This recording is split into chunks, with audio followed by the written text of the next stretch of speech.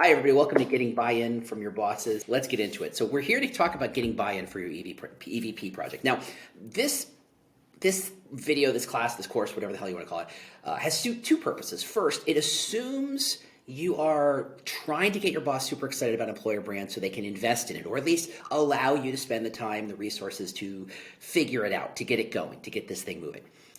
This course will get you there. It's designed around that. However, you can also look at this as how do you sell your boss on anything, right? It's a model by which you say, how do I get people to be excited about what we're talking about, to be excited about what I want to do, that sort of thing.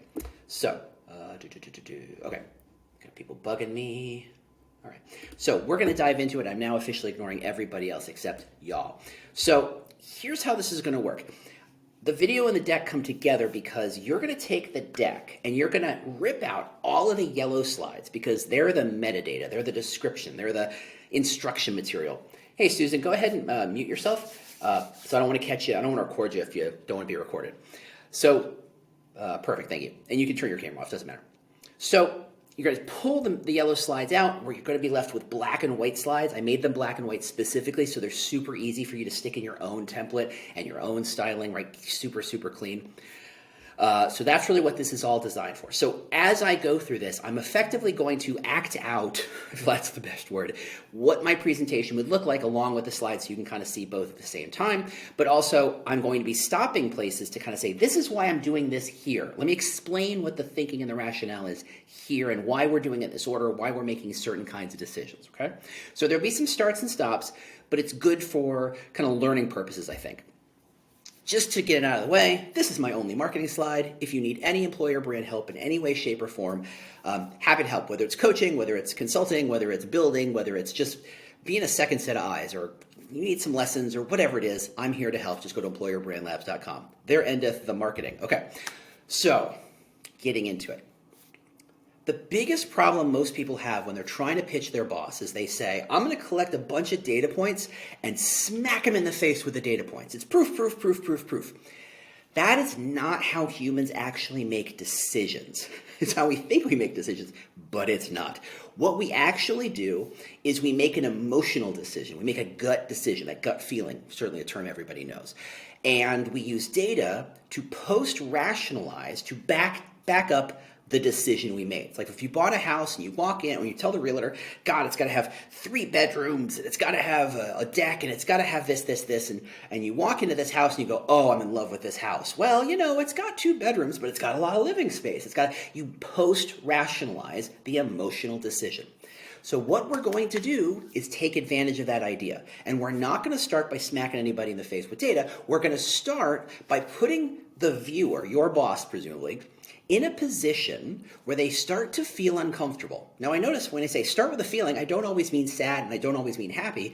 Sometimes the dawning realization that you're screwing up is enough feeling to get you where you want to go. And that's really where we're leaning in here. So let us begin. Boss, I have a question, a very simple question, but it's not simple because nothing is ever simple these days, right? Who do we want to hire? Are we talking about A-level talent, B-level talent, or C-level talent? Now, to make our definitions quite clear, A-level talent, game-changing talent. Your Johnny Ives of Apple, right? The people who are going to make the company 10 times better, 100 times better by their very presence. Like people who are going to win Fields Medal prizes and Nobel prizes, and these are the amazing people who will be on the covers of magazines one day. Is that who we want to hire? Or do we want to hire B-level talent, which is people who are excellent at their job? They add a lot of value. They're extremely good at what they do. They expand the scope of what any job or any company can do. Or do we want C-level talent, which are people who simply do the job? A little commoditized, but they look at the job as described and they do it exactly as described. Now, I ask this question because it's important that we see these people as these are different audiences. Because not only are they different people, they have different options. A-level talent can work anywhere, right? If I've been named as a Fields Prize finalist as a mathematician, I get to choose where I want to work because I'm that good. If I'm Johnny Ives can decide wherever Johnny Ives wants to go. Every company in the world will be more than happy to write that guy a check and say, please work for us. He has control. He can work anywhere. B-level talent have options.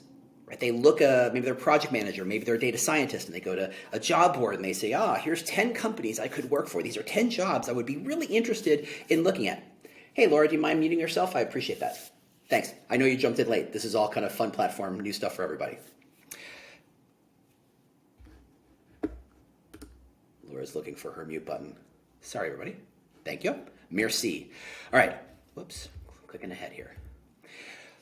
B-level talent looks at the job board and they say 10 jobs they might be interested in. They can choose amongst their options. They can maximize their choices. C-level talent doesn't get a lot of choices. They take the job. They don't have 5 people offering them opportunities. One is going to offer the opportunity and they're going to say yes because they don't have a lot of options. Now, because of that, how these people consider jobs and what their process is different. Right? A-level talent probably have a mental list of where they want to work, their dream jobs. In fact, I would say a lot of us have those mental lists, those consideration sets, the 5 places where if the stars aligned, you would absolutely be thrilled to work there. Right? You have them, I have them, everybody has a great consideration list. B-level talent, when they see those options, they do research to make sure they're picking the choice that best suits them. C-level talent, because they don't have any options, they're simply just going to hit apply until someone gives them a job, right? They meet the qualifications. They're not excellent, but they meet the qualifications, and someone will say, yes, please just jump in and do the job. Now, this is where we have a moment. We've now set the boss up to realize that the way they've been thinking about talent may be wrong. We've kind of planted this seed of doubt in their mind, which is great. Because here we are watering that seed. We're going to make that seed sprout and grow and make that boss realize, oh crap, I'm in trouble. Oh boy, we got to change things. So what we're going to do here is say, now that I've effectively put on a menu, do you want A and B level talent? And chances are most bosses will say they want A, but they can really only afford B. Totally fine, this still works.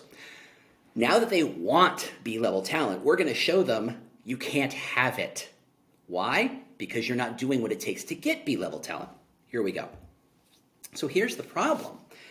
If A-level talent has a consideration set, that means they don't go to job boards. They have the 10 companies, the 5 companies that they want to work for. They've decided what those companies are well before they look for a job, well before they even consider making a leap, which means we need to be on their list before they start looking for a job.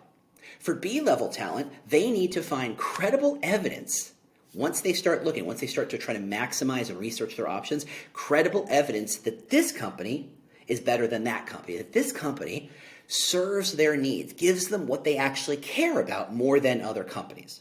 C-level talent, well, they just hang out in job boards and they hit apply to anything that moves. They're the ones who are thrilled when we give them an easy apply button, a 2-click apply process. They love that because it lets them apply to more companies and eventually someone will hire them.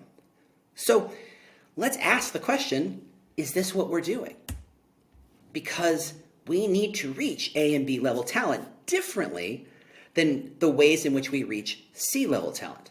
See, the first audience is what we're doing isn't reaching them, right? We're not telling meaningful stories. We're not giving them good content about the good and bad of working here. We're not giving them a differentiated value. If they have a choice, what are they making that choice on? They make that choice on differentiated value.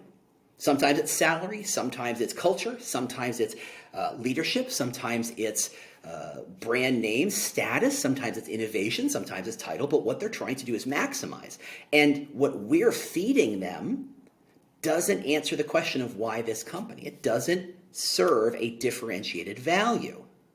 What we are doing is paying for a lot of money for job boards and ads and fast applies and collecting applications and making sure every recruiter can spam everybody who moves to say, please, do you want this job? If you look at our social media posts, it all just says, hire us or join us. We're hiring. We're a great place to work.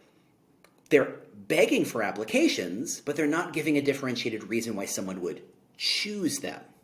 So in a way, we've got the wrong bait. And this is where we squeeze. This is where we make this pain hurt. This is when we create action, because it's not just this, oh, we might be doing something wrong. This is when it's expensive. This is where doing something wrong is bad, has a real problem. It impacts them directly. So here's the problem. The stuff that we're doing, what's referred to as classical or standard recruiting, is attracting the C-level talent, but is actually effectively pushing away all the people we want to hire, the A and B level talent. Right? The more we say we're hiring, that doesn't attract B. That doesn't give them a reason why they should apply. Right? They have choices. The fact that we have a job opening, every company has job openings. It doesn't give them a reason to choose us. And for A, they're never going to see that message anyway because they've made a decision whether to consider us or not consider us well in advance. We are putting fuel on the wrong fire. We are investing in job boards. We're investing in ads to help the people who are looking for any job find us. What we should be doing instead is thinking about strategies that reach the A and B talent we actually want, the talent who is going to grow the business. Okay. So here's the solve. Here's where we start to alleviate the pain. Here's where we say, okay, you start to realize, oh my goodness, we screwed up. We're doing all this work, and in their mind, they're mentally calculating and they're trying to remember, what the heck did we spend on job boards last year? What did we spend on recruitment marketing ads last year? What did we do last year? We spent so much money last year. Oh my God, it was a waste of time. They're having that panicky moment. This is when we solve their problem. Note, I have yet to say employer brand. I have yet to say the words employer brand. I've said differentiated value quite a bit. I've said choice quite a bit, but I've not said employer brand. And I'm not going to for 2 more slides. And that's on purpose, right? The idea of employer brand as a term is laden with expectations. It is laden with connotations. People have a preconceived notion of what it looks like, what it is, what it costs, how to use it, whether it's valuable or whether it's not valuable. Chances are they have a friend in a similar kind of company at a similar kind of level who dropped 80 grand on an employer brand project and it went nowhere. And so in their mind, they've decided, oh, employer brand is stupid, it doesn't work.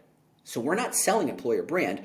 We're identifying a problem, we're showing a solution. And by the way, we'll identify in a minute that this is an employer brand type solution. But because of the way we framed it, it's not about do you like employer brand or do you not like employer brand. It's about do you see this problem as real? And if so, this is the solution. It completely changes the conversation you're about to have. So here's the change. We need to stop treating hiring as transactional, meaning we need to stop saying things like join us or we're hiring or getting people to apply no matter what, by hook or by crook. It's not about getting people to apply. It's about getting people interested in what we have to say, right? What we're doing right now isn't interesting to them because it's interesting to us. The fact that we're hiring, who cares? We care because it's important to us, but to everybody else, that's not interesting. That's not relevant. That's not engaging. That's not compelling. But if we start to change the process to instead of thinking about recruiting as transactional, more about relationship driven, well, then we start to have some new opportunities. We can start to say things that puts us on the top of mind of people who we really want to hire, the A-level talent, the people who don't look at job boards, the people who don't look at the usual recruiting stuff, the people who, let's be fair, are besieged by recruiters all the time saying, hey, I came across your profile on LinkedIn and you had 2 people today? I know, I had one today too. It's crazy. It's like they all have a template or something. Did you respond to any of them? Of course you didn't, because you're always getting those responses and they never say anything interesting. Guess what? This is a lot of what our recruiters are doing. Maybe not quite to that same extent, but this is the problem, right? So if we think of this as building relationships, we start to put out more content in the world that says, I want to learn more about you. Not whether you're hiring or not, but to learn more about the company. That not only attracts the A talent, it puts us on their consideration set, it helps motivate the B talent who are trying to make that choice. Do I pick IBM or do I pick our company? Now, our company and IBM are radically different, but from the outside, you could make a case that we're pretty similar. Why are we so different? We don't spell that out. It's not clear to a stranger how we're different from IBM. And by the way, that's just an example. So, this is what that solution would look like. As an aside, if I asked all of our recruiters to say, can you name what's positive about this company, why people should want to work there, we'd get like 100 responses. The problem with that is not that we have a lack of good reasons. The problem is a lot of those reasons sound exactly like a lot of other people. We don't differentiate. Hey, we offer a paycheck. Hey, we have a great culture. Everybody says that. It doesn't allow us to differentiate ourselves. It doesn't give people a compelling reason to choose us. Maybe they'll flip a coin and get us, but it doesn't let them choose us. The stuff we say isn't always attractive. It isn't always what they care about. And it's not, let's be fair, a lot of times a lot of stuff we say is a little overstated. It's a little fuzzy. It's a little aspirational. It's a little too one day, it'll be great kind of thing. That's not how people make choices. What we're trying to do is define what makes us special, what makes us great. Not in general, but what makes us great that people cannot get at other places. Because if we offer a specific type of innovation that they can't get anyplace else, people who care about that innovation, well, they only want to work here. If you're in robotics, do you want to work in any other company besides Boston Dynamics? Probably not. Boston Dynamics is like the number one with a bullet, right? They are the company. They make the crazy robot videos. Yeah, a lot of other companies build robots, but they're not as cool and they're not as interesting and they're not that same level of innovation. If you're into robotics, there's only one choice. For our people, we need to offer them that choice. We need to make that choice crystal clear. So, what this is called is sometimes called employer brand. And I know employer branding has some expectations around it. So let me break it down to 3 simple ideas. We need to develop our brand. What is different about us that people actually want? Then we have to localize it. We take that idea of what's different about us and speak and factor it into how to speak to those different audiences. So if we're hiring doctors and nurses, how we talk about a caring community, a caring culture, it's going to be different to doctors and different to nurses. So we have to localize it to both those audiences so we're speaking to them their language, but saying the same kind of thing. And finally, we activate it. How do we take those messages and put them out to the audiences we care about? How do we get them to understand that we are different, this is how we're different, in a credible way, that they go, yeah, I get that, and if I wanted that, I would take that in a minute. Or, you know what, in 6 months when I'm ready to make a leap, that's the company I want to talk to first. Okay, so we've established the problem. We squeezed hard. We made that boss terrified, right? Then we kind of made sure they understood that everything they're doing was wrong and they needed to make a change. Here's an idea of what that change looks like, and here's the breakdown of what that change is. Now we get to the value. We solved it. Why is this solve important? Why is this important to them? Now remember, one of the biggest challenges employer brand, including recruiting and talent acquisition, have is that they very often do not speak in businesses' language. They speak in employer brand language. They speak in recruiting language. Everything in this has to be couched in terms of what the business cares about. Now, what does a business care about? Really simple, actually. 5 things. Make money, save money, extend the brand, don't get us sued, stroke the boss's ego. End of list. End of list. That is all business cares about. You want to get something done, you tie it to one of those things, or better yet, 2 or 3 of them. That is what the business cares about. While we're busy talking about clicks and click-through rates and conversions, the company goes, it's not making me money, it's not saving me money, it doesn't extend the brand, it doesn't keep us from getting sued, it doesn't stroke my ego, I don't care. So what we're going to do is frame everything employer brand could be doing into those ideas. Okay? So here are a various set of outcomes and values. Now, depending on where you live, you will see this project differently and feel the value differently. As an aside, this shows that I'm not thinking myopically about what do I want. This shows I'm thinking about what the business wants, what the company cares about. That's an added value. That helps kind of reinforce the idea that you are worth listening to and credible and have the right kind of mindset for this. Okay, back to this, the presentation. So for recruiters, it's about developing a predictable pipeline of talent. Pausing one more time. The word predictable is like magic. Right? Any hiring manager who's ever tried to hire and they told a recruiter, okay, I want X, Y, and Z, go look for these things, and they did the intake, and a month goes by and they go to the recruiter, hey, what happened? And the recruiter says, yeah, we didn't get many people, so we're going to try this other thing. It doesn't feel predictable. It feels like they're completely out of control. And you want to make a boss crazy, make them feel like they're out of control. The word predictable makes them feel amazingly powerful. It makes them understand what they can predict, what they can anticipate, that they can count on a pipeline of talent, a pipeline of good quality applicants. So the word is important, so keep that in mind. So to recruiting, it creates a predictable pipeline of talent. So, down the road, talking 12 months, this might mean having a pool of 200 or 300 great people who like us, who have raised their hand to say they're kind of interested in hearing more about us. And when a role opens, the recruiter can immediately say, there's 3 people in that pool I would want the hiring manager to talk to immediately. That makes this process so much more predictable. You don't have to say, well, some jobs take 6 months to fill. Now you can predict how long it takes. 2, you're spending a lot less money on job boards and ads and promotions and all that stuff. You're increasing your brand awareness and the social following. So our LinkedIn channel is going to grow like crazy. Our Instagram channel is going to grow. And we're going to work with marketing to help make sure that our work supports what they're doing. We're going to arm recruiters with the proper tools to actually reach the people we want, we care about. This is a callback to the first 2 or 3 slides. And ultimately, it's going to save recruiting a lot of money. Right? Recruiting is a cost center. The goal here is to maximize value by squeezing costs. And this lowers costs, lower spend on job boards, lower spend on ads, and down the road, as we'll talk about in a minute, lower spend on agencies and RPOs. We'll talk about details in a second. To HR, we're going to hit all their metrics that they care about. Lower cost of MPC, which means higher productivity overall. You sound like a business person when you say stuff like that. You got to say it, right? Higher offer acceptance rates, which means we're going to save a lot of money, and I'll explain what that looks like in a minute. And all the incoming staff will be better aligned to what we're all about, right? There'll be less indoctrination. There's less kind of getting them up to speed because they've learned so much about us and they like what we're about. They're ready to go early. To the rest of the business, they're talking about higher quality talent, potentially game-changing talent, increased brand awareness, increased social following. We're elevating the human face of the company to our corporate brand. We sell widgets, we sell amazing widgets, but most people, when they think of our company, they don't think of people, they think of the widgets, which is great. But by allowing marketing to leverage the human side, it's like giving them another set of tools that they can use when they see fit.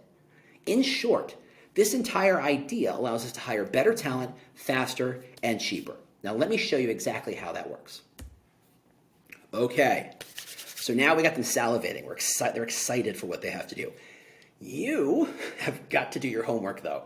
So you need to talk to your TA team, your TA ops team, your HR business partner. There should be a P at the end of that BP, or whoever you need to reach, and get this data. Now, not necessarily all this data will be available to you, and I get that, and I understand that. So some of these places, some of these things you can get national averages and it will work, but the more you can get specific numbers for your company, the more credible you're going to seem. Someone who's done their due diligence, who truly understands what the business is trying to do. Again, infinitely more credibility. Okay, back to it. So let's do some quick math and let's talk about agency fees. Now, in last year, we hired 200 people. 10% of them were agency hires, meaning 20 people we hired from agency. Now, I don't know if you've worked with agencies before, but they get 10 to 15% of every hire's first year salary. And our total agency spend last year was $200,000. That is one-time spends. We do not get that back. And the second that person quits, it's gone.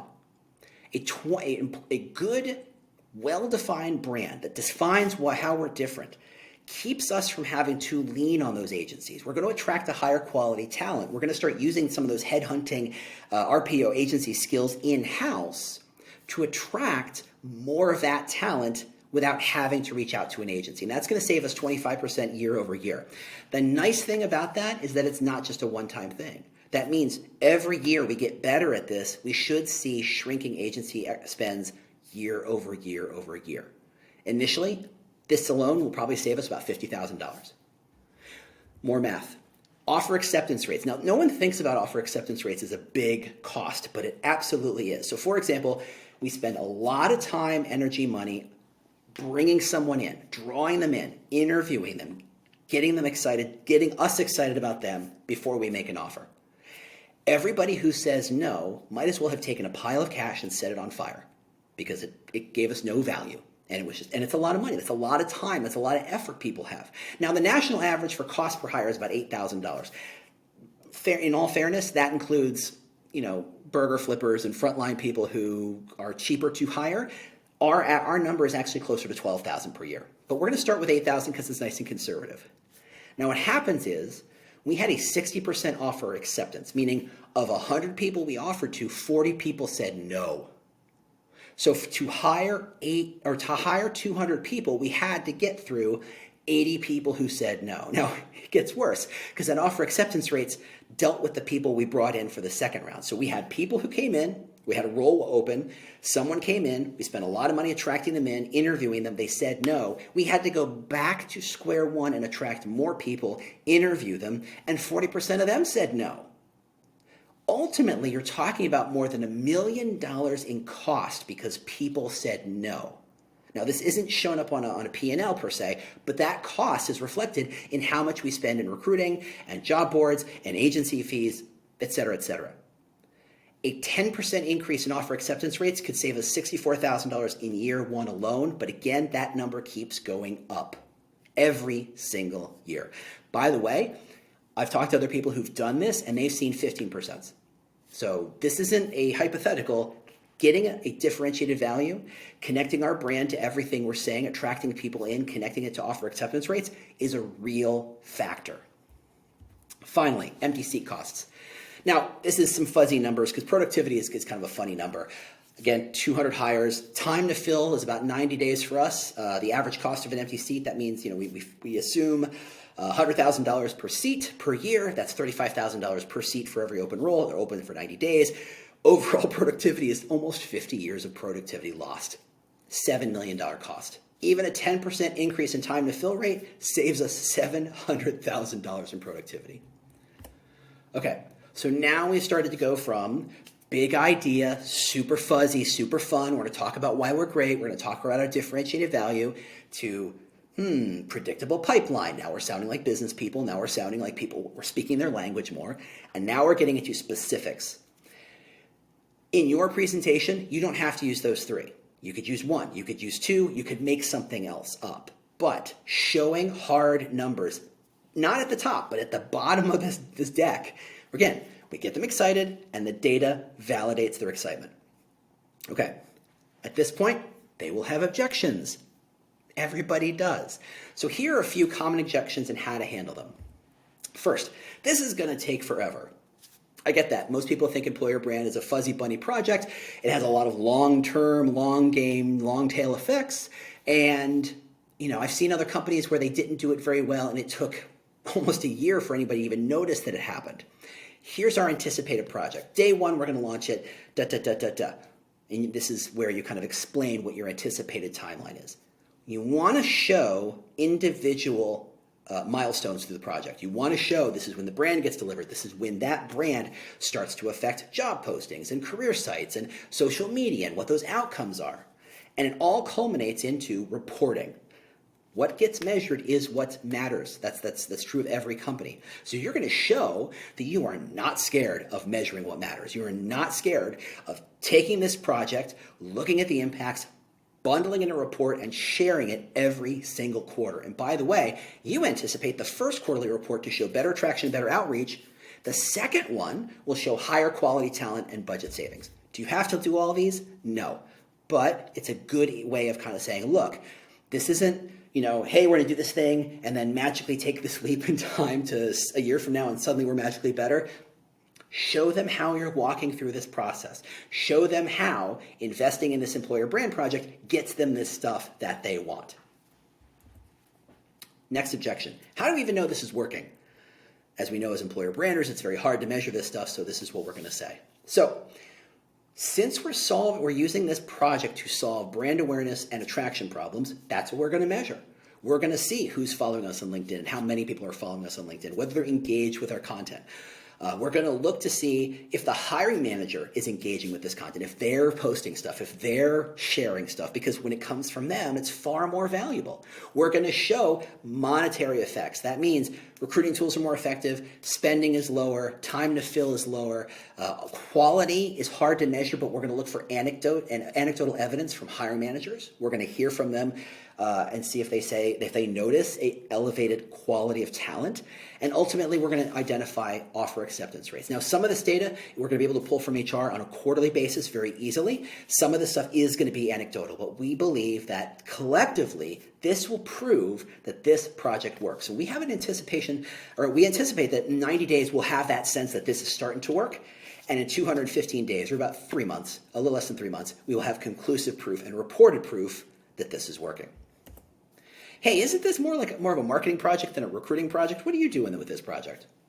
That's a great question. Potentially, once it starts working, we can move this over to marketing. That might be a really interesting conversation once it kind of takes shape and once we start to see the impacts. Right now, marketing, this isn't on marketing's radar. This isn't useful to them immediately. It's very useful for talent acquisition. So that's why it's going to live in talent acquisition immediately. Talent acquisition is an employer brand's first client. And so that is where we're going to be able to test, is this working to enough effect that we can decide down the road where should it live to maximize its impact. Ultimately, our goal is to hire the best person, not attracting the most applications. And marketing tends to live in a kind of how do we get the most leads? How do we get the most sales? Which is great. TA works a little differently. So in its inception, as it's kind of growing, it should probably live in TA for a little bit. Okay, the biggest objection. What's it cost? And yes, that's a final countdown joke. Please enjoy. Cool. What does it cost? That is the most painful question because everybody knows employer brand is so expensive. Now, here's the thing. You've got to do your homework. And rather than say, we did our research and we said the project costs X, don't do that. When you present a price of X, you are giving your boss a binary choice, yes or no. It means you functionally have a 50-50 shot of getting a yes. Not the best odds. I mean, it's better than what you're going to get at a casino, but still not the best odds. What you're going to do instead is present multiple ways of solving the problem. That way, if you show 3 different options, you don't have a binary choice, you have 4 choices, in which case 3 of them is a win for you. So we'll show you how that works in a second, right? So just as a set of guidelines, for those of you who haven't involved anybody else in employer brand agencies or companies or boutique companies, this is some super rough drafts of what companies like CLO and Radency and 33 and Pink Squid and Employer and Little Agency, this is what they tend to charge, right? I did include like places like Radency where they won't build your employer brand unless you buy a bunch of other stuff. So they're kind of in a weird category. But CLO, Willis Towers Watson, they want to talk to big companies. They want to talk to AT&T and Walmart and stuff like that. There are dedicated employer brand agencies like 33, Pink Squid, Exactio, Universum, PH Creative. They have different pros and cons. Happy to speak to them off the record, but they all do great work, and they can run anywhere from 40 to 90 and up, depending on the scope and size. Boutique agencies are smaller, a little more nimble, perhaps a little more strategic. You're talking about Employera, you're talking about Pink Squid, little lower cost, but different kind of feel to it. Individual consultants generally start around 20,000. That number is flexible depending on how much experience they have and depending on how much of a process they have. Ultimately, there are a lot of ways to solve this problem, and there are a lot of costs that could go to solving this problem. You can overbuy, you can underbuy. Just remember that most of these costs are one-time only, but the impact down the road happens quarter over quarter, year on year. Okay, let's show you what that looks like as a presentation. So I've done some research and I found 3 different approaches to solving this problem. We could take a very low-cost, minimal viable product approach with Employer Brand Labs, costs $14,000. Figure a 6-week turnaround time, perfect for our size company. The only downside is that it's a 1-person operation. We might need more support for activation. We could step that up and go to a 33. They're out of Britain. They do fantastic work. Longer timelines, bigger cost, but they have a lot more creative support and a lot of experience that they can tap into. But again, because they're UK, most of their creative is based out of UK. Finally, we have Universum. They're a bigger company. They deal with bigger projects. They have a lot of data they leverage. That comes with a cost. So these are 3 options and ways we can do that. By the way, please note that big made up numbers thing. I made up most of these numbers. I have worked with worked at one of these companies. I've worked next to one of these companies. I am one of these companies, but these are made up numbers.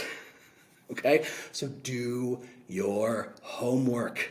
You got to be able to present some options. What you should be able to do at this stage is say, here is a duct tape solution, here is a strong solution, here is the Cadillac solution, and price them accordingly. Ultimately, chances are the company in the middle is the one people tend to select. Anybody who's bought stuff online, right? Say, hey, get the basic freebie package, or get the crazy extra, all the extra package, or here's the customer's favorite or most popular choice, and it's always the one in the middle. There's a lot of research around that. Take advantage of that. It won't happen every time, but giving your boss options helps them understand the context in which these prices exist. If I walked up to you and say, can I have $40,000 to make our brand better? I'd laugh you out of the room. You'd laugh me out of the room. It'd be crazy. Like, what? $40,000? Who's got that kind of money? But I have established early on the value, not the cost, but the value of doing this work. And now I'm showing relative costs. By putting them in context, it keeps your boss from having sticker shock. It makes them understand, okay, so I can get $40,000, but I can save $700,000 in productivity. That makes sense. That's an interesting conversation. And suddenly, it's not a question of if, it's a question of which. Okay? Now, hopefully that was useful. Hopefully that was helpful. Like I said, I'll share the deck, but you don't always have half an hour. Sometimes you have a 5-minute window in which to pitch. 5-minute drill. How do you get to the point as quickly as possible using the same kind of ideas, using the same idea of not throwing data at the beginning, but starting with an emotional connection, starting to get them excited, starting to get them scared, starting to surprise them, right? An emotional connection, and then eventually getting to data. So here's what that looks like. Boss, if I had to ask you, if you were game-changing talent, if you were Johnny Ives, if you were someone who's about to win a Nobel Prize, why would you ever talk to a recruiter? Why would you ever respond to a recruiter's outreach? Why would you click on a job posting? You wouldn't, would you? I mean, if you were exceptional talent, you had lots of options, and you were presented with a job here, what's one reason that you'd apply here instead of 1,000 other companies? You know, and I mean like Google and Meta and Boston Dynamics and all sorts of other cool and interesting companies. That's a problem, right? We want to hire great people, but we are not doing what it takes to hire them. Our TA team is focused on job boards, on outreach, on we're hiring social media posts and recruiting ads and say, join us. It's not specific. It's not differentiated. It's wallpaper, and it is exactly what every other company is doing. Now, doing what every other company is doing is not a safe bet here. In fact, it's a guaranteed path to the mushy middle. It's a great way to hire nothing but C-level commoditized talent. We've made it so easy for mediocre talent applicants to apply, but we haven't given A and B level talent anything to respond to. These are tactics that are going to continue to attract that mid-level, mediocre, C-level talent, but push away the people we absolutely want. And as our business is desperate to hire, they're not desperate to hire bad hires, they're desperate to hire great hires. But we are not doing what it takes to make that happen. How we solve that is through differentiated value. We have to define what makes us different, and I mean specifically different, not just saying we're a great place to work, because literally every other company says that. What makes us special? What makes us a unique place to work? Not something that everybody will find generally positive, but that a small subset of our potential target audience will fall in love with. We don't need to hire 100,000 people this year. We need to hire 20 people this year, or 50 people this year, or 200 people this year. We do not need everybody to love us. We need 1,000 people, 1,000 data scientists to think that we're an amazing place to work. That is how we hire the best talent faster. If we define that differentiated value, some might call it employer brand, in 3 to 6 months, we're going to start to see near immediate improvement in every single recruiting metric. That includes outreach conversion, social engagement, career site traffic, all of them. So we'll be able to measure the immediate impact. We'll also start to see higher quality talent in the pipeline. That is based on anecdotal evidence from hiring managers and recruiters. We're going to see significant savings because we're going to decrease our ad and RPO budgets. And by increasing our offer acceptance rates, we won't have to go back to square one for people who say no, which will lower our cost per hire dramatically. Ultimately, we're going to increase our productivity because we're not going to have seats empty for as long. How do we do this? What we're doing is we're looking for the X number of $1,000 in this quarter, and we know that in 12 months we'll see a 2 to 4x return in our return investment. I'm happy to talk more about that, but I just want to get you excited by this idea. And if this is exciting, if this is interesting, let's schedule some time so I can show you more details. That's it. That's the pitch in 5 minutes. Gets them excited, gets them scared, shows that you have a solution, you spoke their language, you're saying things like ROI, you're saying metrics, you're saying saving money, you are speaking their language, they want to hear more. That is a great way to start that pitch, to get that pitch going. Notice, I didn't expect a yes in 5 minutes. Businesses do not say yes to $20 or $100 or $1,000 in 5 minutes. That doesn't happen. But it positions you so that the next conversation you can ask, that you can bring your data, that you can bring your proof points, that you can tell a more compelling story because you started to spark this interest. All right. There endeth the lesson. That's the conversation. I'm going to keep the recording running, but if you have any questions, I'd love to hear them. You can either unmute yourself and uncamera yourself or whatever. I think there's a chat. If you want to chat the message, feel free. Otherwise, if that's all you wanted, that's great. I will be sending the recording and the slides to you later today to have access to. But hopefully, not hopefully, I highly anticipate that this will make the process of getting your boss sold on the idea of employer brand much easier. With that, the floor is open.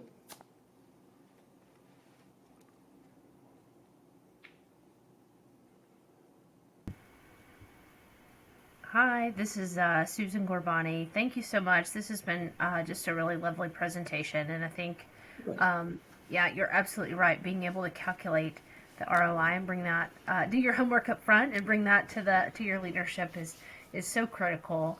One question for you. So, in the absence of being able to capture some of these metrics going in, so like I work for a really large company, you would like coming in, you think that we have all of these, everything captured. We're measuring all the things that are important. Sometimes they're very either hard to get to or actually not being measured. In the absence of some of the metrics that you would bring into the conversation, what would you recommend in terms of kind of that sell? I know that's kind of an open. It's hard to determine without saying which metrics, but like, you know, how do you approach it in that sense? Where a leader might say, you know, you don't have the metrics, so how can I walk away still feeling confident that you're going to either begin measuring or deliver on this? Yeah, that's a great question. And I think while we have national average data that you can leverage, we know that actual company data is way more powerful. What I would say is take a pivot and do a back of the napkin approach and say, let's pretend your average hire is $100,000 and you whiteboard it out, or you take a napkin. I mean, go crazy. Do the full back of napkin. You write down $100,000 and you say, okay, here's what we know. And it depends on what you want to prove. If you want to prove first that the people you want to hire aren't being attracted, you might say, hey, look, you know, in the same way that earlier on I say, hey, you notice how you get all those recruiters asking you and you never respond? That's a proof point that's valuable because it's personal. It's real to them. Is it anecdotal? Yeah. Is it real? Yes. And you can say, imagine every other VP in this company is getting the same number of recruiting responses and none of them are leaving. None of them are responding either. What happens when it's our recruiters? And that's where you spark that problem. If the data point is about down the funnel and you're trying to prove costs or prove value, you might simply say, okay, $100,000 average salary, let's just ballpark it. We know we have X number of employees, so that's how much that costs. Every single day, someone is not in the seat costs us this much money. That is absolute numbers you can count on.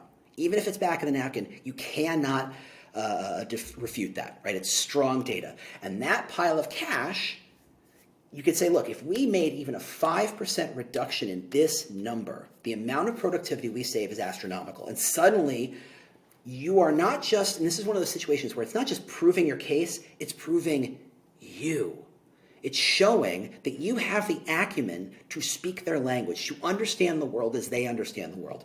So many people come into their office and say, hey, boss, can I have a thing? And to them, you might as well be children saying, hey, can I have $5 for the candy machine, right? You're just asking for stuff. But by solving these problems, by seeing the problems as a business sees the problem and showing a solution that the business can use immediately, showing timelines, showing likelihoods of success, that positions even a fuzzy data kind of set as strong. Look, if I said, we already know that 100,000 people, work here and they make $100,000, and I can't do the math, that's a big number. We know that right now, I just looked at the ATS, we have 400 people, we have 400 open recs. That means every day those are all open, back of napkin, that costs us, right? So you take $100,000, you divide it by 250, that's the total number of work days in a year, times it by total number of open recs, and you say every day this is what this costs us. Chances are they haven't thought about it that way. But you've put it in stark terms that even they can't refute. They have to say, wow, it's true. Every day we don't have those people. You can even like twist the knife and say, and by the way, the longer these seats are open, it doesn't just cost us immediate money. It leads to burnout of the people who are still here. Turns out that longer open seats leads to higher attrition because people are sick of trying to do two people's jobs and they leave. So we need to solve this problem urgently. So you're starting some urgency, you're showing some numbers, you're getting some credibility. That's one way of doing it. You could say, look, we know, right? And I actually talk to a, I'm trying to think where I'd put you in the organization, a director of a technical team. Ask them if they know their offer acceptance rates. How often do people say no? You'll get a fuzzy number. Oh, about 20% of the time. Great, take that. Then you could say, hey, Susan B. Anthony said that in the blah, blah, blah, blah team, she sees a 20% offer acceptance rate or offer acceptance loss. Okay, that's a problem because it costs us this much money. And you can extrapolate what those data points are. Even if you say things like, look, assuming $100,000 a year, assuming these simple numbers, it makes it clear to a boss that you've done your research, that you've thought this out, that it has real ramifications. You can even throw in, hey, right now I'm only able to access these pieces of data, but I know this piece of data exists, and if you can help me get this piece of data, I can make this crystal clear to everybody. Suddenly, the person you're pitching to isn't your buyer, they're your advocate. And they're doing you a favor, they're helping you get the data you want. Now they're more inclined to say yes anyway because they've been helping you and they're set that way. So there's a lot of approaches you can take even with some fuzzy numbers, and I fully embrace the idea that big companies don't just mean big resources. Sometimes it means big messes, and a lot of times big companies don't collect the most obvious data just because I think it's because they all assume somebody else is doing it. That happens a lot. So I get that. So hopefully that was helpful. Yes, very helpful. Thank you so much. Anybody else? The floor is open.